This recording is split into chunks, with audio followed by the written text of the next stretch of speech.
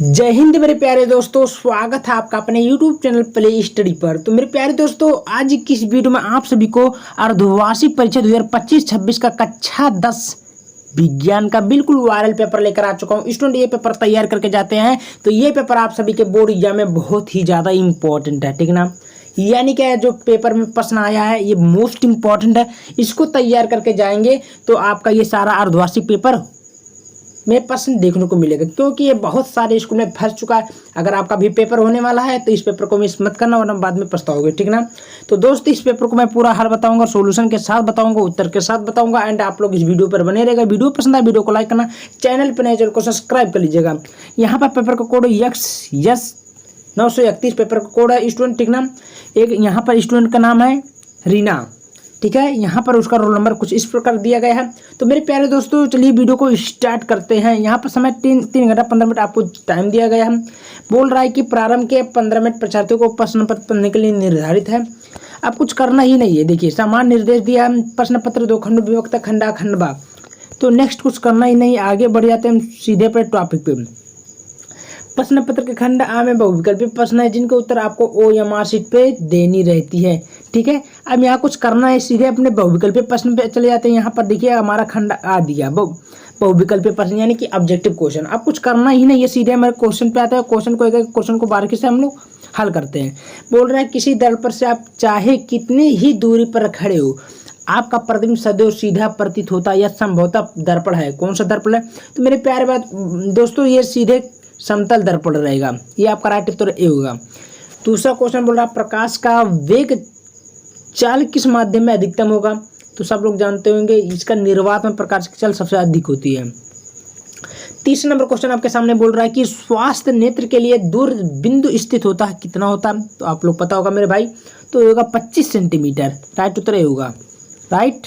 चलिए, चौथा क्वेश्चन आपके सामने बोल रहा है कि प्रतिरोध R के किसी तार के टुकड़े को 5 बराबर भागों में काटा जाता है। इन टुकड़ों को फिर पार्श्वक्रम में संयोजित कर देते हैं। यदि संयोजन का तुल्य प्रतिरोध R है तो R/R का अनुपात का मान क्या होगा? मेरे प्यारे दोस्तों, 4 नंबर क्वेश्चन बोल रहा है, इसका राइट उत्तर होगा C 5, ठीक है।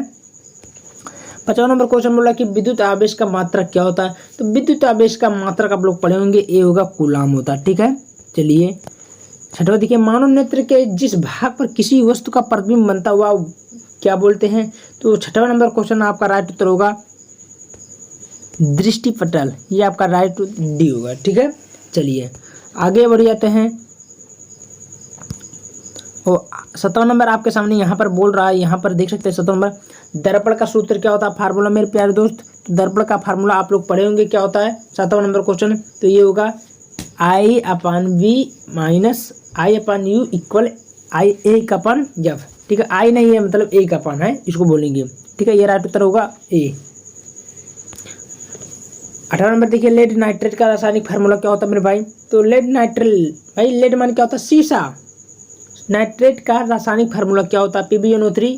कौन सा? यही ना। 8वां नंबर का आपका होगा PbNO3 का होल ट्वाइस, ये आपका B होगा। 9 नंबर देखिए ध्यान से, प्लास्टर ऑफ पेरिस का रासायनिक फार्मूला क्या होता है? प्लास्टर ऑफ पेरिस का PUP जिसको बोलते हैं शॉर्टकट में, तो इसका राइट उत्तर होगा CaSO4 × 1/2H2। ये आपका डी होगा राइट उत्तर, ठीक है।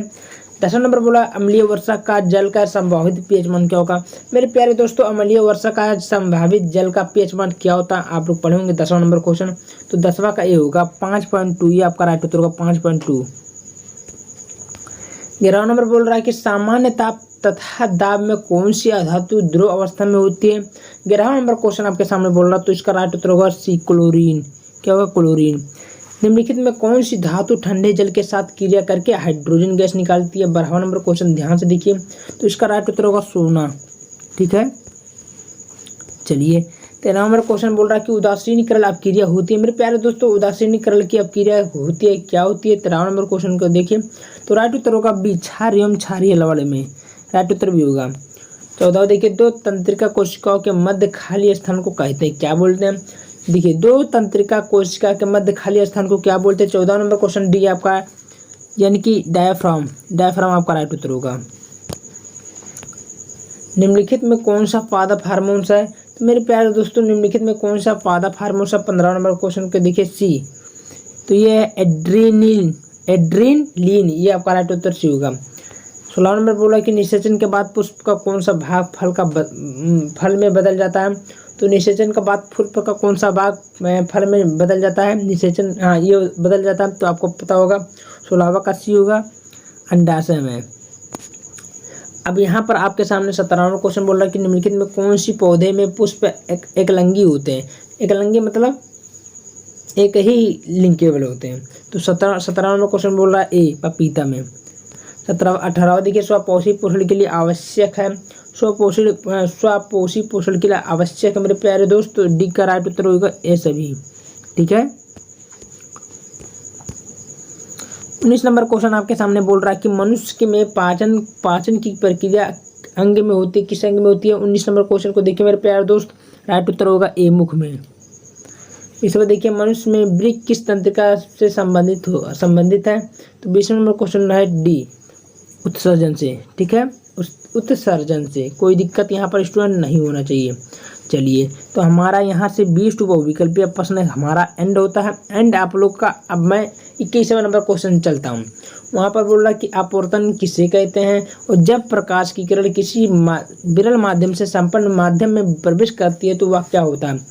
अपवर्तन को नियम लिखिए मेरे प्यारे दोस्त, इतना लिखेंगे तो आपका 4 नंबर बिल्कुल पक्का हो जाएगा। 22वां नंबर क्वेश्चन बोल रहा है निकट दृष्टि दोष से आप क्या समझते हैं। निकट दृष्टि दोष बोला है, ठीक है, आप लोग बनाकर लिख दीजिए। अगला बोला है कि प्रकाश के प्रकीर्णन की 2 प्राकृतिक घटनाएं बताइए। 23वां नंबर बोला किसी लेंस के प्राकृतिक केंद्र से क्या तात्पर्य है। देखिए आगे बोला कि 20 सेंटीमीटर फोकस दूरी के उत्तर लेंस से वस्तु का दोगुना वास्तविक प्रतिबिंब पर्दे पर प्राप्त करने के लिए वस्तु के लेंस कितनी दूर पर रखना पड़ेगा, 2 नंबर का। यहाँ पर नीचे नंबर देख सकते हैं भाई, 24 वाला क्वेश्चन, वैद्युत उपकरणों को पाठ्यक्रम में जोड़ने के क्या लाभ है, 2 नंबर क्वेश्चन बोला।